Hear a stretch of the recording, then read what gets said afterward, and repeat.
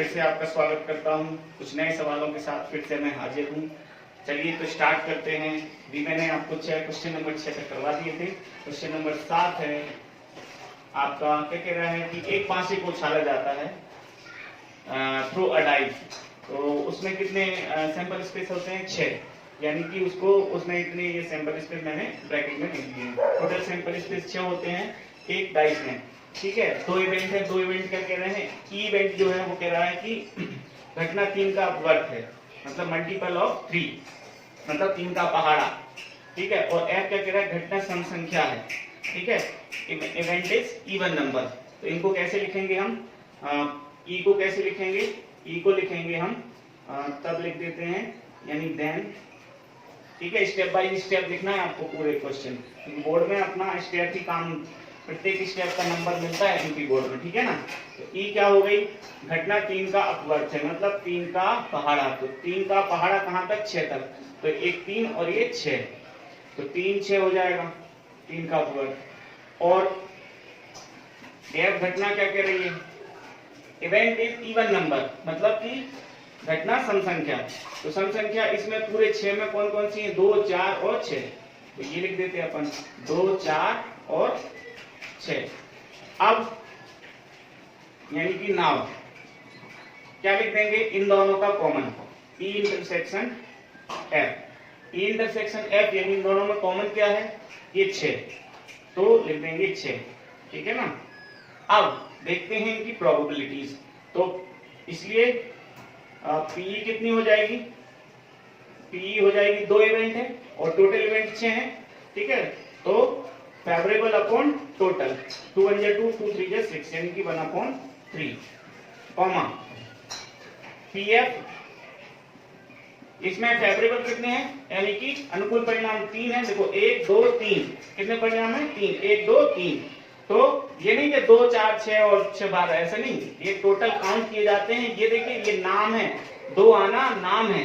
ठीक है ना, ऐसे पांचे में आपके 2 आते हैं ना, ये 2 आना नाम है, ना कि 2 जोड़े नहीं जाएंगे, ध्यान रखना। ये नाम है, केवल घटना के नाम। ठीक है, तो कितने इवेंट हैं? सॉरी, कितने एलिमेंट है? 3। फेवरेबल केस 3 और टोटल केस 6। 3 1 3, 3 2 6, यानी कि 1/2। ठीक है, ये निकाल लेते हैं। और यानी कि and P E intersection F. ठीक है, तो ये हो गया 1/6। तो स्टेप्स क्या है? ध्यान से देखिएगा। पहले तो हम लिखते हैं प्रतिदर्श समष्टि, यानी कि सैंपल स्पेस कितने होते हैं उस इवेंट में। फिर लिखते हैं जितने भी इवेंट दिए हैं उसको हम ऐसी फॉर्म में लिख लेते हैं, बिल्कुल स्टेप बाय स्टेप। ठीक है ना।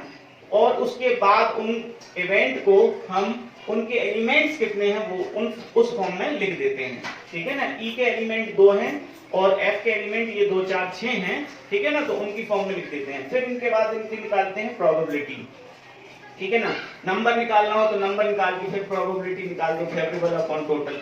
लेकिन मैंने डायरेक्ट निकाल दिया, आपको दिख रहे हैं फेवरेबल 2 केस हैं और टोटल है 6। ठीक है ना। इसी तरीके से पीई है, ये पीई का। ठीक है, और इंटरसेक्शन एफ है, एक इवेंट है और टोटल इवेंट 6 है। ये इवेंट 1 है, 6 अकेला एक बार। ठीक है ना, तो 1/6। ये मत सोचना 6/6, नहीं, ये 6 इवेंट है टोटल सैंपल स्पेस, और ये एक इवेंट है, तो 1/6। ठीक है ना। अब आगे बढ़ते हैं। अब क्वेश्चन ये पूछ रहा है, are these events are independent और not? These events are independent और नॉट, क्या ये इवेंट, ये घटनाएं स्वतंत्र हैं या नहीं? तो हम क्या देख लेते हैं। देखिए, अब हमें देखना पड़ेगा पी, लिखेंगे चूंकि, यानी कि देयरफॉर ई इंटरसेक्शन एफ क्या पढ़ा है हमने? Multiplication theorem of probability. आप लिखना चाहें तो लिख सकते हैं कि प्रायिकता की गुणन प्रमेय, प्रायिकता की गुणन प्रमेय से, गुणन प्रमेय से। गुणन प्रमेय क्या कहती है? यानी कि मल्टीप्लिकेशन थ्योरम ऑफ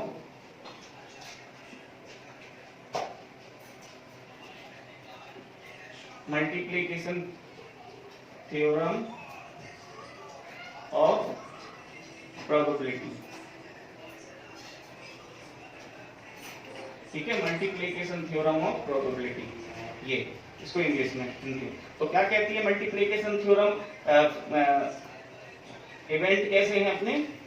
इंडिपेंडेंट। तो मल्टीप्लिकेशन थ्योरम कहलाती है अपनी ई इंटरसेक्शन एफ जो होता है उसके लिए पीई इंटू पी एफ, अलग अलग इवेंट का मल्टीप्लाई, ठीक है ना। ये कौन सी की कंडीशन है? ये है अपनी इंडिपेंडेंट कंडीशन है, ठीक है ना। तो अपना जो है ये कितना है हमारे पास 1/6, बाद में लिख लेंगे, ठीक है। यहाँ पर पीई कितना है अपने पास 1/3 इंटू पी एफ कितना है अपना 1/2, ठीक है। तो ये कितना हो गया 1/6, ठीक है ना। यही आपकी वैल्यू क्या है 1/6 इक्वल टू ये यहां लिख दो 1/6 ही क्या है अपना 1/6 ही ई इंटरसेक्शन एफ का भी है, ठीक है। अगर आप ऐसा करना चाहें तो ऐसा लेके चल जाइए, नहीं तो आप ऐसा डायरेक्ट लिखिए ये P E into P F, P E into P F कितना हो रहा है 1/3 इंटू 1/4 जो कि किसके इक्वल आ गया 1/6 के, और 1/6 किसके इक्वल है 1/6 किसकी प्रोबेबिलिटी है पी इंटरसेक्शन, ठीक है। तो हमारी मल्टीप्लिकेशन थ्योरम जो है वो कह रही है कि इवेंट कैसे हैं इंडिपेंडेंट, क्योंकि पीई इंटू पी एफ अगर पी इंटरसेक्शन एफ आ जाए तो मल्टीप्लिकेशन थ्योरम जो है उसके अकॉर्डिंग ये जो इवेंट होते हैं वो कैसे होते हैं स्वतंत्र, यानी कि इंडिपेंडेंट, ठीक है। तो हम क्या लिख देंगे अतः घटनाएं स्वतंत्र हैं, स्वतंत्र हैं। इंग्लिश वाले लिख देंगे इवेंट्स आर इंडिपेंडेंट। ये आपका क्वेश्चन हो चुका है, ठीक है ना। मैंने पूरा स्टेप वाइज करवाया, नहीं तो एक लाइन में भी करवा सकता था, ठीक। क्वेश्चन नंबर इसके बाद है अपना 8, क्वेश्चन है 8। इसमें क्वेश्चन कह रहा है, आपको स्क्रीन पर दिख रहा होगा, क्वेश्चन कह रहा है कि गणित का एक प्रश्न 3 विद्यार्थियों को हल करने के लिए दिया गया। Question of mathematics solve by the 3 students, उनके द्वारा हल करने की प्रोबेबिलिटी जो है वो है 1/2, 1/3 और 1/4।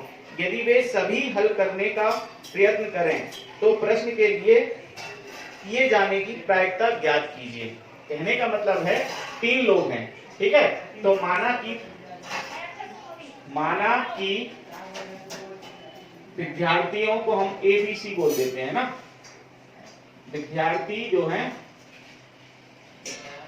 ऐसा लिख दो, माना कि 3 विद्यार्थी A, B और C हैं। Let 3 students are A, B and C, ठीक है। देखो वीडियो इसलिए लंबा हो जाता है थोड़ा सा, क्योंकि मैं इंग्लिश हिंदी दोनों बताता हूं, ठीक है ना।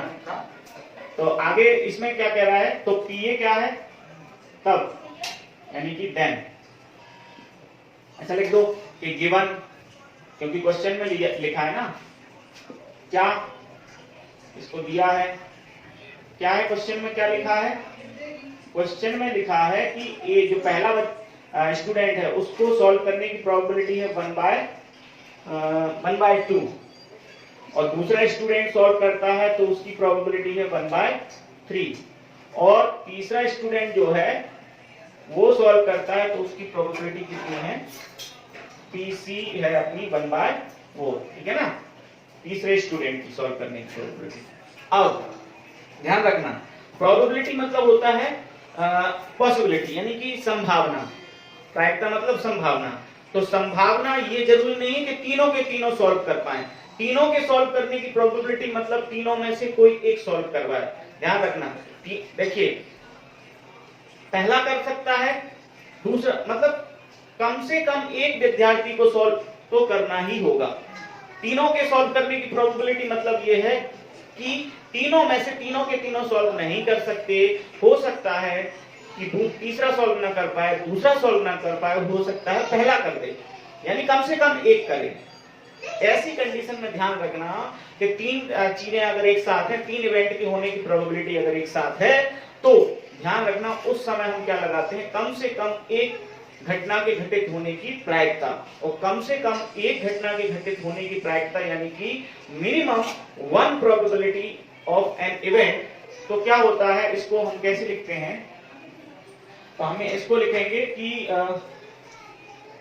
तो अगर सभी विद्यार्थी वे सभी हल करने का प्रयास करते हैं, all the threes are tried, then what is the probability of the solving question। तो देखते हैं, तो प्रश्न के लास्ट में लिख देते हैं, अतः छोटा ही सा कर रहा हूं मैं इसको, अतः प्रश्न के हल होने की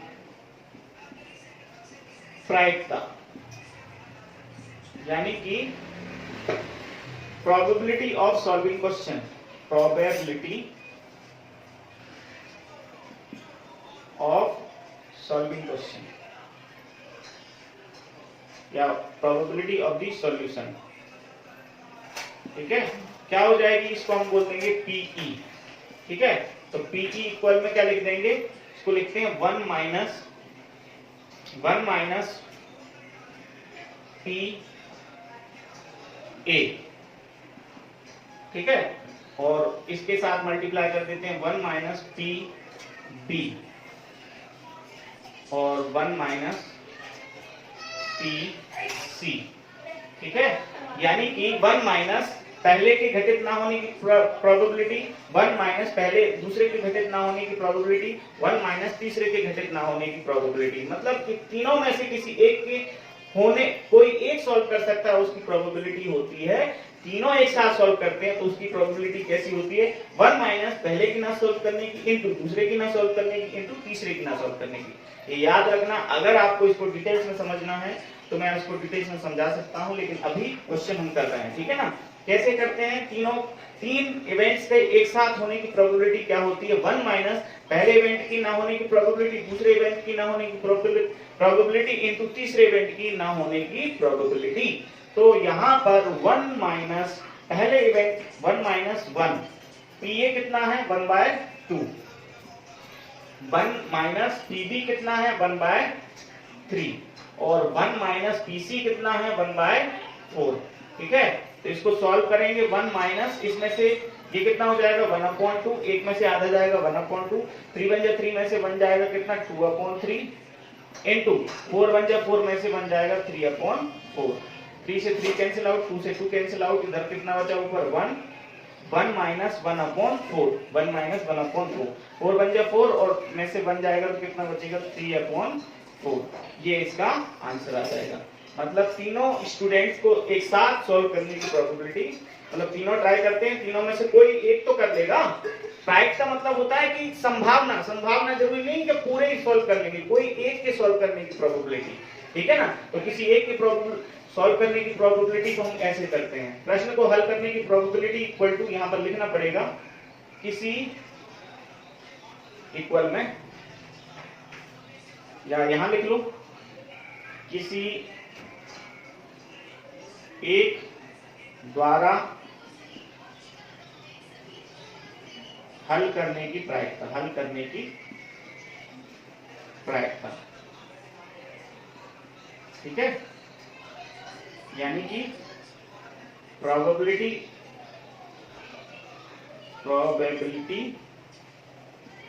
of solution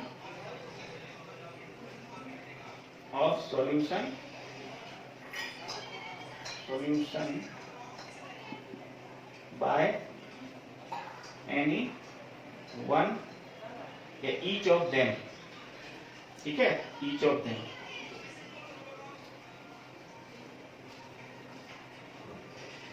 each of them ना लिख के each of 3 students, each of them ही लिख दो,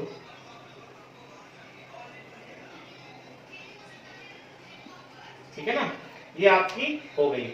इसके सामने लिख देना आप, ये चाहें तो वहां पर इक्वल में, नहीं तो यही इक्वल मैं लिख के और इसको पीई करते हुए लिखते जाना, ठीक है ना, यहाँ लिख देना, ठीक है, ये आपका आंसर हो गया। ठीक, तो आपको समझ में आ गया होगा, मतलब तीनों में से किसी एक के करने की प्रोबेबिलिटी। क्वेश्चन नंबर 10 कह रहा है एक बैग है, एक बैग में कितनी 3 व्हाइट 4 रेड 5 ब्लैक बॉल है, टोटल बॉल हो गई 12, यानी कि सैंपल स्पेस हो गए। सैंपल स्पेस का नंबर कितना होगा, प्रति 10 समष्टि, मतलब समझते हो ना, कुल कितने इवेंट हैं, कुल कितनी घटनाएं हैं, ठीक है। फिर 2 घटनाएं बोल रहा था कि 2 बॉलें हमें कहां से निकालनी है, एक थैले में से निकालनी है, एक के बाद एक, और ये भी बोल रहा है कि एक जब निकाल ली जाती है, एक जब निकाल ली जाती है, मान लो यहाँ पर 8 हैं और यहाँ 10 हैं, तो एक बॉल यहां से निकाल ली तो यहाँ कितनी बची 7। जो बॉल निकाली जाती है उसको वापस नहीं मिलाया जाता, फिर दूसरी बॉल निकाली जाती है, ठीक है। तो ये कह रहा है कंडीशनल प्रोबेबिलिटी, यानी प्रतिबंधी प्रायिकता यहाँ पर लगाई जानी है, ठीक है ना। तो पहली बॉल कौन सी है, हाँ एक और चीज इस क्वेश्चन में ये भी बोल रहा है, आप बोर्ड पर देख रहे होंगे कि 2 बॉलें निकाली जाती हैं एक के बाद एक, और एक को निकालने के बाद वापस उसको बैग में नहीं मिलाया जाता है। और एक और चीज कि पहली बॉल नहीं, एक बॉल सफेद और दूसरी बॉल काली है, इसकी प्रायिकता निकालो। यहां पर ध्यान रखना, एक बॉल बोली है 1 बॉल, ऐसा नहीं बोला कि फर्स्ट बॉल नहीं बोला है, वहां पर 1 बॉल बोली है, यानी कि एक बॉल काली सफेद और दूसरी बॉल काली। तो यहाँ पर आपका क्रम निर्धारित नहीं है, एक बॉल का मतलब पहली जगह नहीं होती, ध्यान रखना इस बात का, इसी, ठीक है ना। तो इस प्रकार की जो प्रायिकता होती है वो कैसे निकाली जाती है मैं आपको बताता हूँ, ठीक है। लिख देते हैं लास्ट, अतः अभीष्ट प्रायिकता, अभीष्ट प्रायिकता काय की निकाल रहा है कि एक बॉल, इसको मैं पीई लिख देता हूं ना डायरेक्ट, एक बॉल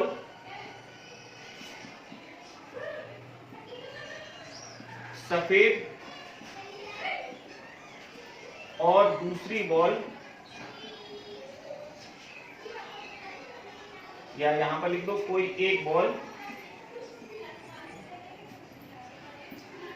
कैसी है, काली है, ठीक है। यानी कि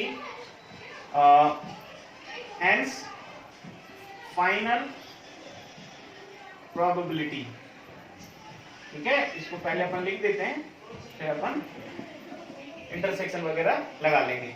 एक बॉल, 1 बॉल इज प्रोबेबिलिटी, यहां पर लिख सकते हैं प्रोबेबिलिटी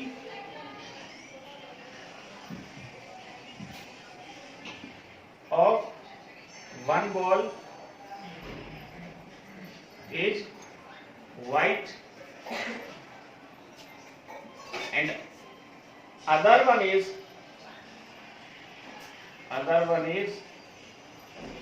black, ठीक है। इसको हम क्या लिख सकते हैं, PE इंटरसेक्शन F, ठीक है।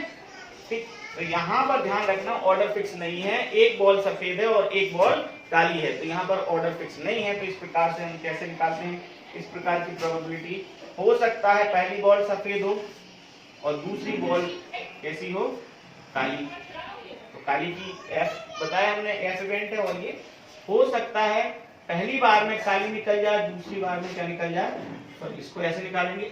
एक कंडीशन दे रहा है ना, कंडीशनल प्रोबेबिलिटी, यानी E निकल गई, उसको वापस नहीं मिलाया जाता, तो E तो घटित हो चुकी F के घटित होने की। पहले बार में कौन सफेद निकली गई और दूसरी बार में काली निकली, लेकिन पहली बार में सफेद घटित हो चुकी है। हो सकता है कि पहली बार में काली निकल जाए और दूसरी बार में सफेद निकले जबकि काली निकल चुकी है, ध्यान रखना, ठीक है। तो इसको मैं कैसे करूं, यहां पर PE क्या होगा, यानी सफेद बॉल की 3/12, ठीक है। सफेद बॉल निकल चुकी, ठीक है, और काली बॉल 5 है, टोटल बॉलें कितनी बॉल बची हैं, क्योंकि सफेद बॉल निकल चुकी है 11 बची, प्लस PF यानी कि काली बॉल पहले नंबर पर हो सकता है काली, तो यहाँ फुल होगा 5/12 इनटू, अब E यानी सफेद बॉल निकाली जानी है, सफेद बॉल तो तीन ही है दूसरे नंबर पर, लेकिन एक काली निकल चुकी है, तो टोटल कितनी बची 11। यहाँ पर आप देख रहे हैं, मैं चाहूँ तो यहाँ पर अपन कॉमन ले सकते हैं क्या, 1/12 into 11, क्योंकि कॉमन है दोनों साइड से, इधर से और इधर से। अब बचा क्या यहाँ 3 into 5, यानी कि डायरेक्ट लिख सकता हूँ कितना 15 plus 15 plus 15, ठीक है। तो कितना हो जाएगा 30 अपॉन 12 into 11, इसलिए इनका इंटू नहीं किया क्योंकि काटने में आसानी हो जाएगी। तो ये हो जाएगा 15 और ये हो जाएगा 6, ये हो जाएगा कितना 6 से काट देते हैं, 6 5 जा 30 और 6 4 जा 12,